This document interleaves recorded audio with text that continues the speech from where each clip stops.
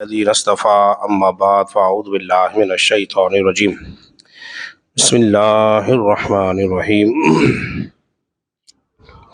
हज़रात मोहतरम, आप हज़रात दरस से हदीस समाअत कर रहे हैं और दरस से हदीस के अंदर हमारी किताब रियाज़ुस्सालिहीन जारी और सारी है। हज़रात मोहतरम, अगर आप किसी को कोई तोहफ़ा दे दें, तोहफ़ा देने के बाद आप ये देखते हैं कि वो मेरे तोहफ़े की कदर नहीं कर रहा और आप चाहें कि मैं उससे वो चीज़ ख़रीद लूँ, तो ऐसा करना शरअन ममनू है, जायज़ नहीं है, इसको मकरूह जाना है। दूसरी बात ये,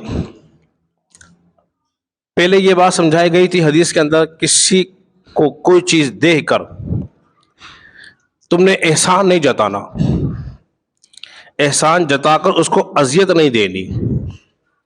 और अब ये बात समझाई जा रही है, जब तुमने किसी को तोहफा दे दिया तो तोहफा देने के बाद उससे खरीद लेना ये मुनासिब नहीं है। उसकी मर्जी है, वो जो चाहे करे, उसकी कदर करे ना करे। अब चूंकि आप उसके मालिक नहीं रहे, आपने उसको मालिक बना दिया।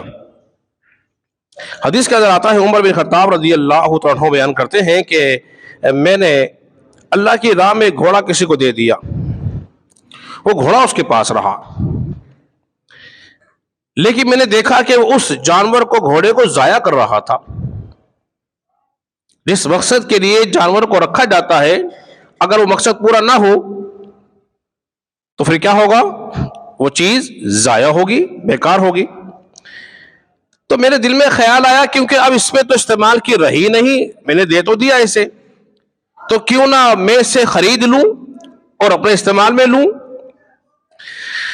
तो उमर बिन खत्ताब रज़ी अल्लाह अन्हु बयान करते हैं कि जब मैंने ये इरादा रखा और नबी करीम सल्लल्लाहु अलैहि वसल्लम की खिदमत में इस बात को बयान किया, मेरे करीम आकर ने इरशाद फरमाया, अब तुम्हारे लिए जायज नहीं है ये घोड़ा खरीदना, जो तुम चूंकि तुम देख चुके हो, हिबा कर चुके हो, अब तुम्हारे लिए जायज नहीं है। अगरचे वो तुम्हें 1 दिरहम का ही दे दे, यानी कि उसकी इतनी कम कीमत में तुम्हें बेच दे, इसके बावजूद तुम्हारे लिए लेना मुनासिब नहीं है।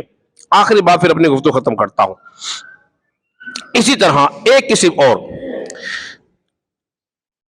कि आपने किसी को तोहफा दे दिया, वो हदीस के अंदर मौजूद है। नबी करीम सल्लल्लाहु अलैहि वसल्लम इरशाद फरमाते हैं, जो शख्स अपने किसी भाई को कोई चीज हिबा कर दे, दे दे, अब उससे मांगना जायज नहीं। पहले बात क्या थी, खरीदने की, लेकिन अब उसे लेना जायज नहीं। ऐसे ही है, अब मिसाल देकर समझाई जा रही है, इतना अमल इतना बुरा अमल है, फरमाया जा रहा है कि जैसे कुत्ता उल्टी को करके चाट लेता है।